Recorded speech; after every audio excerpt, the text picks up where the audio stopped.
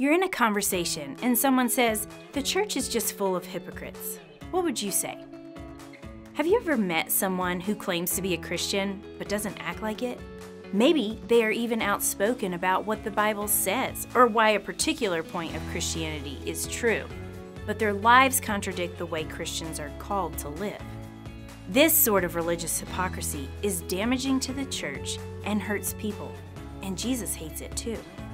So the next time someone says, "I don't go to church because the church is full of hypocrites," here are 3 things to remember.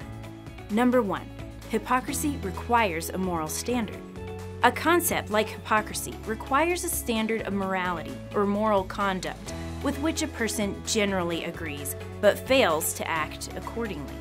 Every person has some kind of standard by which they make moral judgments. We use these moral standards, even if they are inconsistent or not fully thought out, to guide our everyday actions and thoughts. When our actions contradict the moral standard to which we profess, we act hypocritically. In other words, hypocrisy requires a moral standard. Christians have a clearly defined moral standard, which is found in the very nature of God and revealed in His Word. Our standard is God's own perfect goodness. And that brings us to point number 2. Jesus condemned religious hypocrisy. We can agree with someone who believes that religious hypocrisy is prevalent. After all, Jesus called out the double-mindedness of the religious leaders in His time too. He warned against religious hypocrisy and called out religious leaders for their failure to live up to the truths they profess. "Why do you look at the speck of sawdust in your brother's eye," said Jesus, "and pay no attention to the plank in your own? You hypocrite, first take the plank out of your own eye."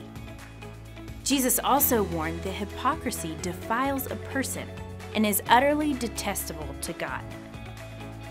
Number 3, the behaviors of the believers are not the litmus test for Christianity. Whether or not Christianity is objectively true does not rise and fall on the subjective experiences of human beings.